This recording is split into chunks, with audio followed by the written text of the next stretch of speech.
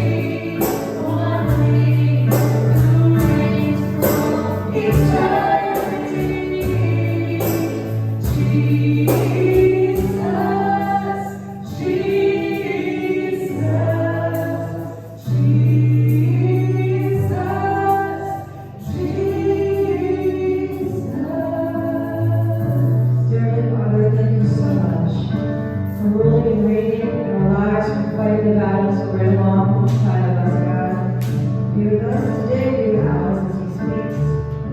Just open the hearts to receive from you. In your name we pray. Amen.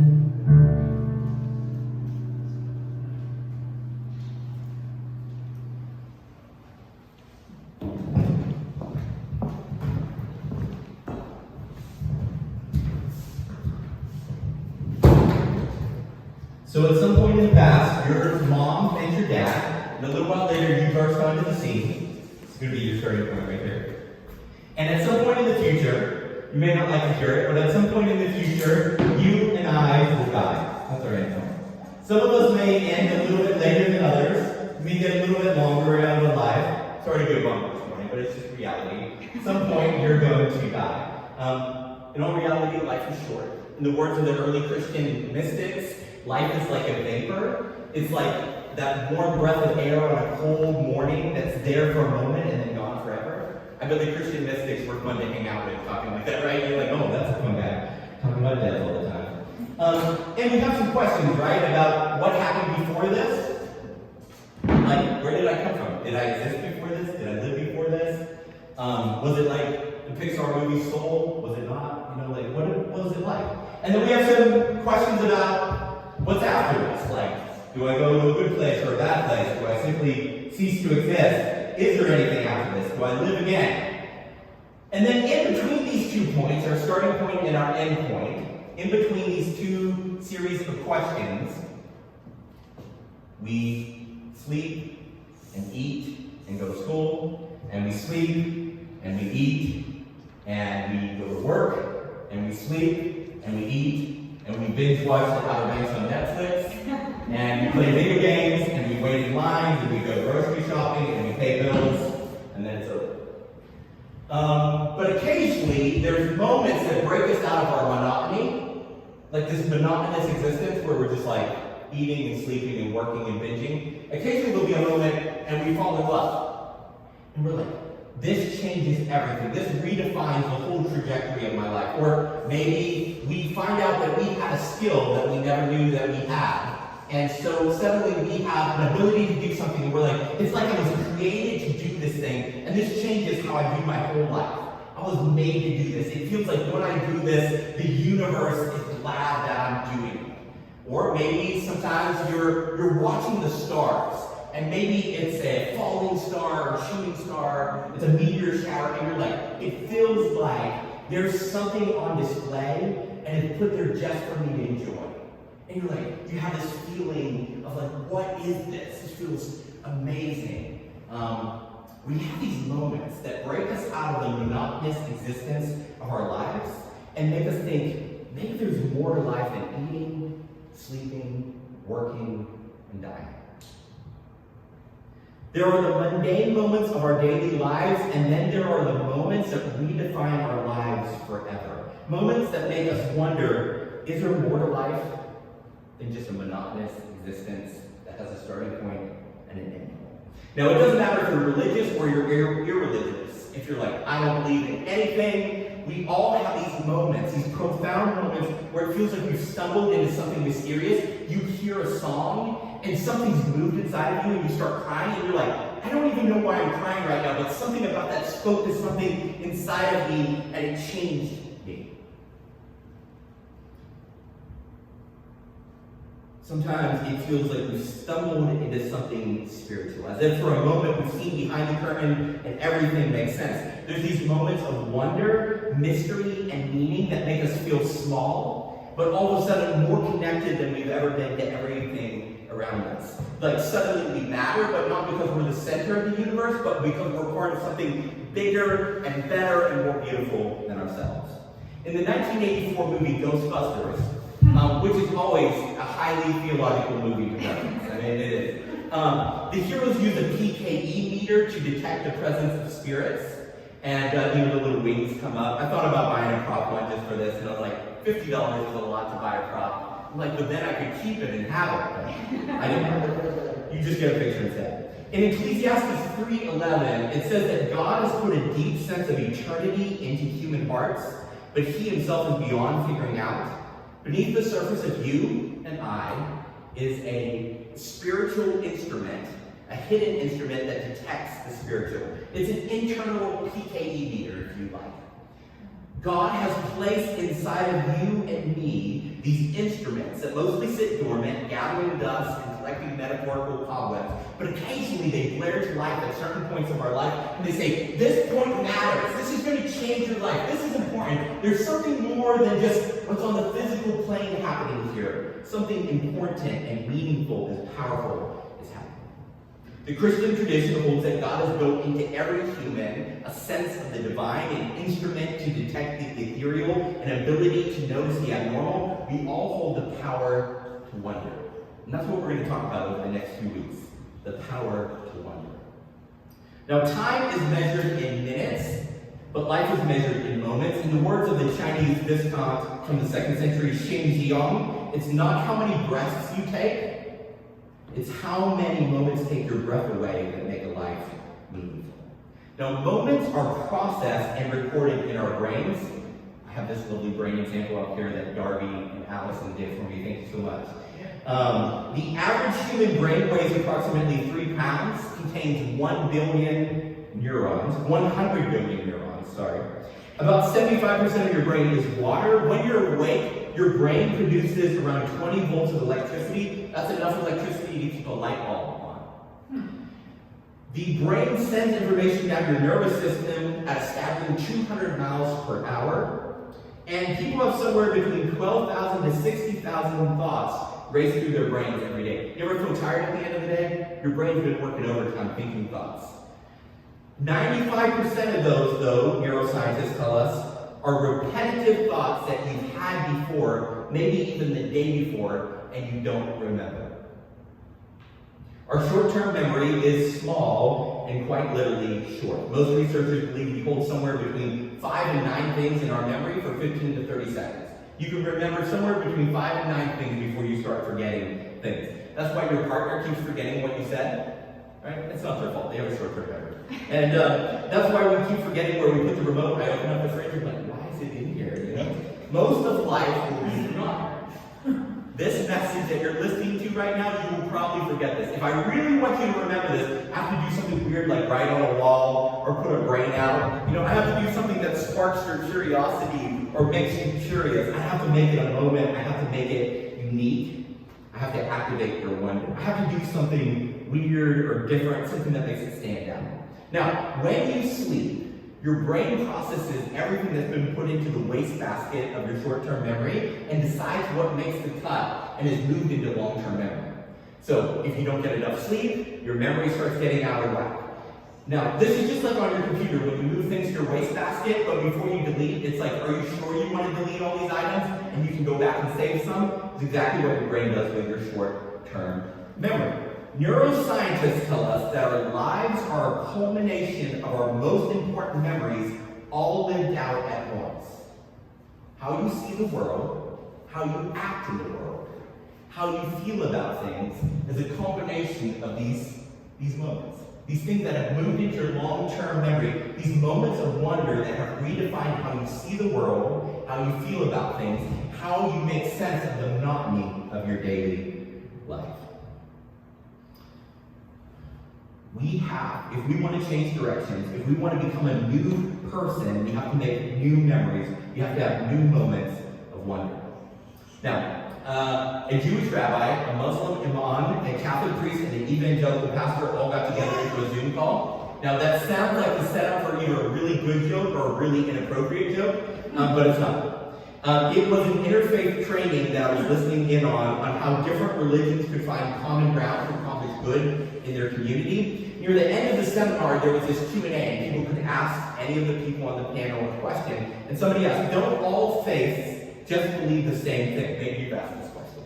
I've asked this question. The panelists chuckled like they got this question a lot. And this is what they answered. No, we actually have a lot of critical areas of belief that are incompatible with each other.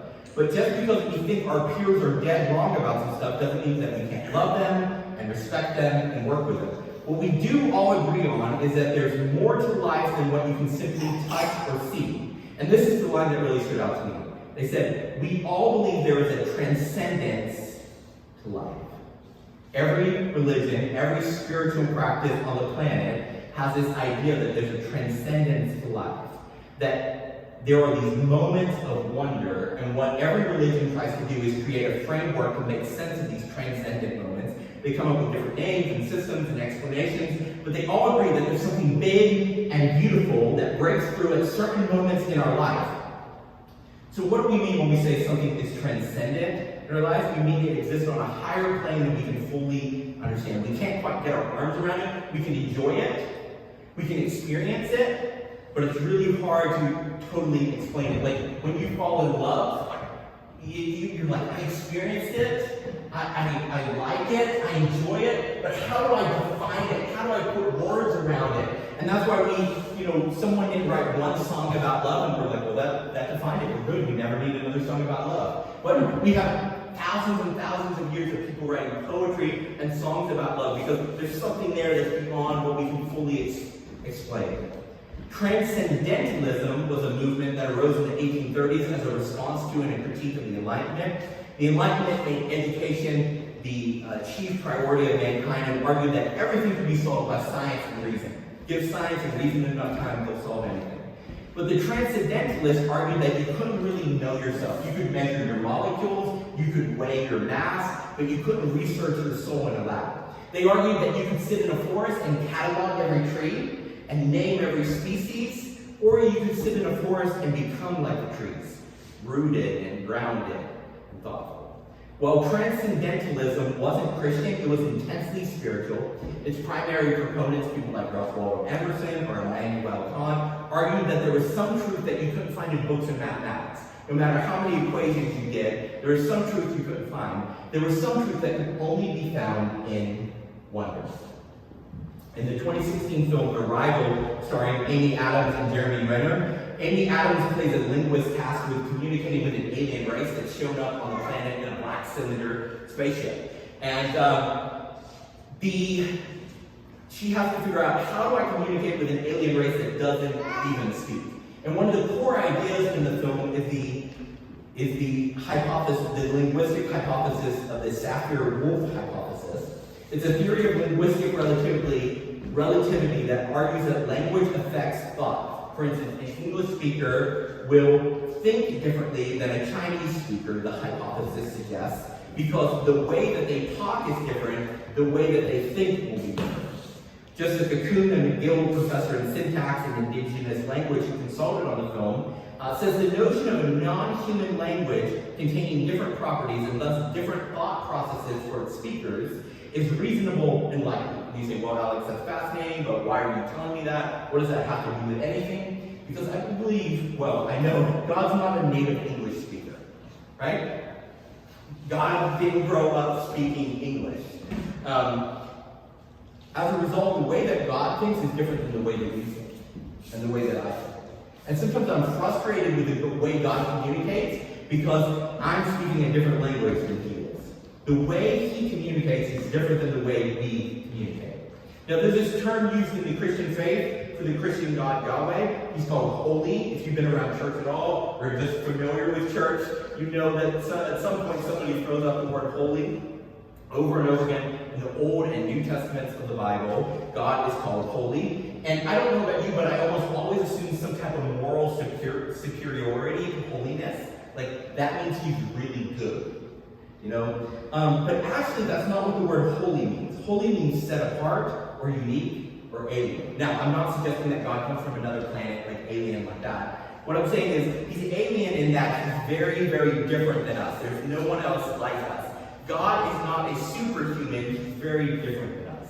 Whereas the Greek or Roman traditions, they created these elevated humans as gods. God is completely different.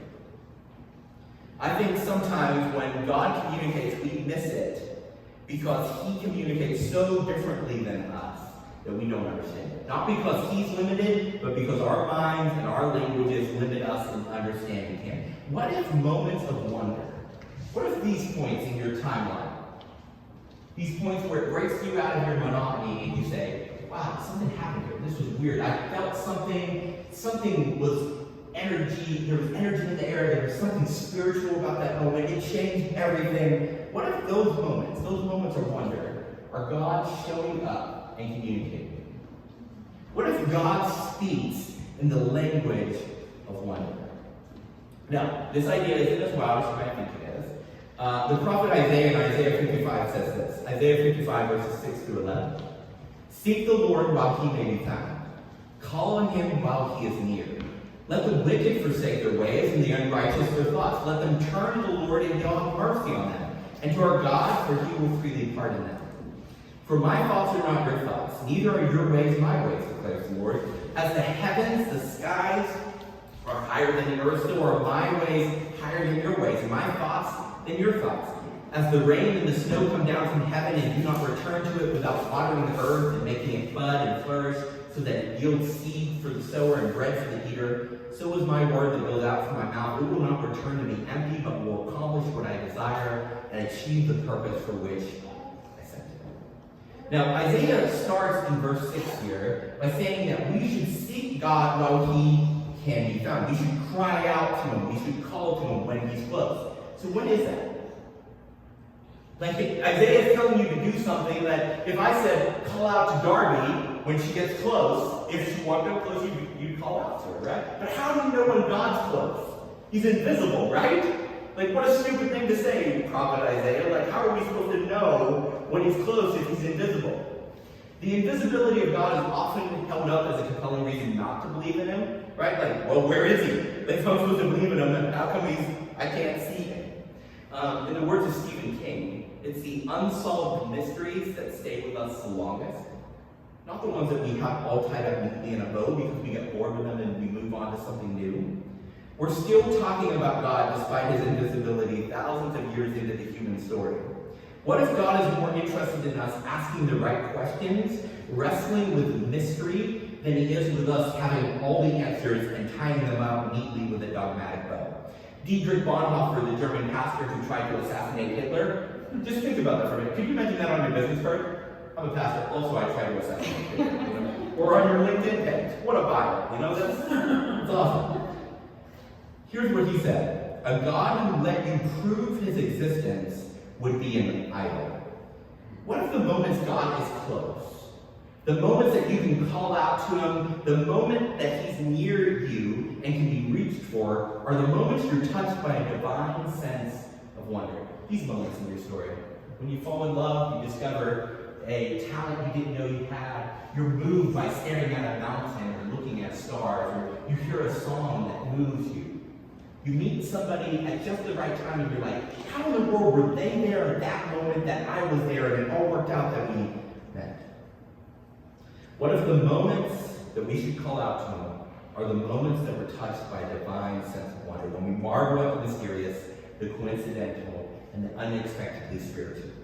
In verse 7, it says, the result of calling out to God and reaching for him in a moment of wonder will result in a change in direction for our lives. Verse 7, it says, the wicked will forsake their ways. The unrighteous will change the way that they think. They'll turn to the Lord. There'll be this change. Some of the most famous people in the world were heading down very different paths before everything changed. A moment can change everything. It can change your complete trajectory on life. George Clooney drove a limo. That's not what I think of when I think of George Clooney, right? That's an actor. Meghan Markle worked as a calligrapher. That's not what I think of when I think of Meghan Markle, right? Steve Jobs made video games at a Target. Taylor Swift worked on a Christmas tree farm. Then they met someone. They felt something. They saw something. Moments of wonder are crossroads in your destiny. They're the moment when you have an opportunity to go in a new direction. They're God showing up and pointing you towards the horizon. Now, a change of direction is another way of saying repent. The word repent feels like a very churchy word. Like, no one says that out in everyday life, right? Nobody says repent. We think of repenting as a very solemn, religious thing to do, but repenting just means admitting that the train we're on isn't heading to the destination we want to reach. Every time I go to New York City, I get on a train a subway heading the wrong direction at least one time. I don't know what it is. I blame the New York City subway system, or just the fact that there's always people pushing me to go a direction, whether I want to go that direction or not. Now, I could stubbornly say, I'm just going to ride this train all the way to New Jersey, even though that's not where I want to go. Or I could say, I'm going to get off and head in the direction that I want to get to. There's a God who wants to get you to the destination you were designed to reach. He wants to get you there even more than you want to get there. But it starts with admitting that the path you're on right now may not be headed in the direction that you really want to go in. Here's what I want to ask you about your life. The life path you're on right now, is it leading you to become a person of peace and an agent of love? Like, do you love people more than you did 5 years ago? Maybe you're not on the train that you want to be on. Maybe you're not on the path you want to be on. I feel like the apprenticeship to Jesus will help you become the person that at your deepest level you truly want to be, that all humans truly want to be. Now, in verses 8 through 9, Isaiah reinforces the theory that God is completely alien to us. My thoughts are not your thoughts. My ways are not your ways. He doesn't think like us. He doesn't talk like us. He doesn't operate like we think he should. Before me, my wife Darby dated a man who proudly told her, I've got God figured out. And Darby was like, bye. Thankfully, I didn't make that mistake. I just kept it to myself. No, I don't have God figured out. If you can fully figure out God, your God is way too small. Imagine yourself as a Coke can. And imagine if you began to try to fill this Coke can with the ocean. You went over to the Jersey Shore, you weeded through the trash, and start picking up the ocean water and pouring it into this can. Very quickly, you would find the ocean doesn't fit in this can. But let's say in our theory here, in our favorite statement, our great world, you continue to pour the ocean into this can. What will happen? It'll begin to spill out, right? What if you just kept pouring the ocean into this can? Well, at some point, the can would be in the ocean would not be in the can. And I think this is what it's like to know God. We quickly find ourselves at the end of our capacity to understand, and we start swimming in the endless waters of who He is. Now, one of the tenets of Christianity, and in fact, all the major religions of the world, is that the divine is transcendent. God is not His creation, and creation is not God. God is accessible everywhere because God is not bound to a place or an object. I can't pick up a rock and say, oh, I have God's shoulder blade. He's not His creation. I don't have a piece of God. God cannot be reached. There's not like somewhere where I can go and I'm like, that's where God lives, and I'll show Him there, and I'll reach Him, and I'll finally get to see Him. It doesn't matter if I travel to an alternate dimension or even to the end of the time. In the Disney Plus show Loki, after traveling through time and battling a gigantic cloud monster, what is it with Marvel and cloud monsters? Like, can we not just have a real monster? It's always got to be a giant evil cloud. But anyways, they defeat the evil giant cloud, and he gets to meet the man at the end of time. But let's say you have all technology, and you could travel to any point in the timeline, you wouldn't beat God. He's transcendent. He's beyond the physical, created existence. Despite all the power and technology in the universe, you can't go anywhere to find God. In John 6:44, Jesus says, no one can come to me unless the Father who sent me draws them. God has to reach for us because we cannot get to Him. God has to seek us out if I'm going to seek Him out. And I think moments of wonder are an encounter with God drawing us towards Himself as the chief and primary wonder in the cosmos. He's sprinkling wonder into your timeline so that you reach out to Him. That's Him reaching across the universe for you. In verses 10 through 11, Isaiah suggests that God is ordering moments for divine purpose. He says, hey, I send out the rain, I send out the snow, it waters the earth, it replenishes the ecosystem. Moments of wonder in your life haven't happened by accident, but by design.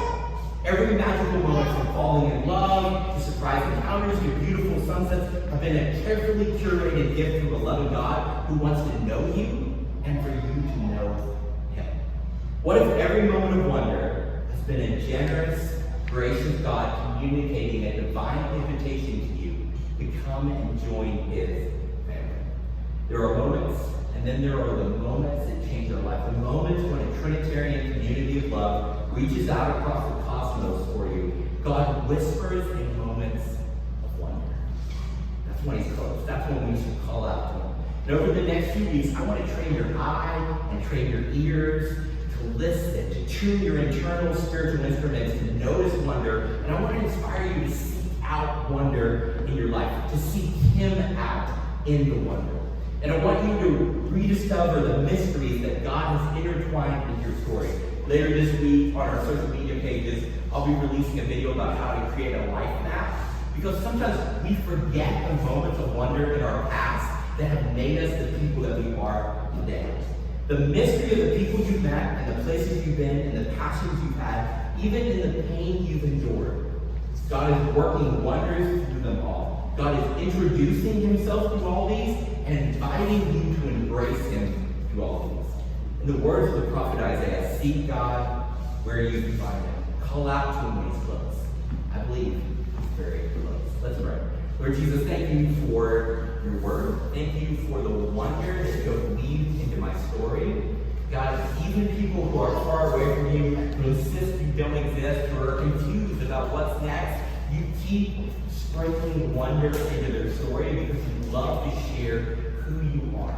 Thank you for being mysterious, for not just writing a textbook that tells us everything about you, but letting you be a person that we can discover and explore and spend a lifetime learning about and experiencing with. God, I pray that you will use wonder to spark curiosity in people's hearts and introduce them to how good you are. And I pray this in the name of Jesus Christ. Amen.